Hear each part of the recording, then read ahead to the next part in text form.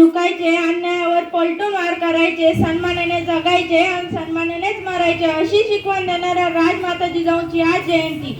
आज शेकडो वर्षानंतरही माँसाहेब जिजाऊंचे नाव आपल्या ओठावर आहे. जय जिजाऊ हे शब्द उच्चारताच प्रचंड ऊर्जा आपल्या अंगात निर्माण होते.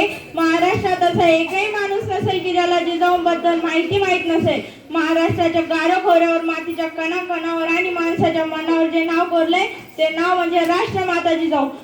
पृथ्वीवरील आदिशक्तीचे रूप म्हणजे जिजाऊ, अन्यायाला चिरणारी वाघीण म्हणजे जिजाऊ, महाराष्ट्राची ऊर्जा म्हणजे जिजाऊ. जिजाऊंचे कार्य एवढे अफाट आहे की त्यांच्याबद्दल किती बोलले तरी कमीच आहे. त्यांचा जन्म 12 जानेवारी 1598 साली बुलढाणा जिल्ह्यातील सिंदखेड राजा येथे त्यांचा जन्म झाला. शहाजीराजे भोसले यांच्याशी त्यांचा विवाह झाला होता. खेळण्याच्या वयात हाती तलवार घेऊन त्यांनी युद्ध कौशल्य पारंगत केले.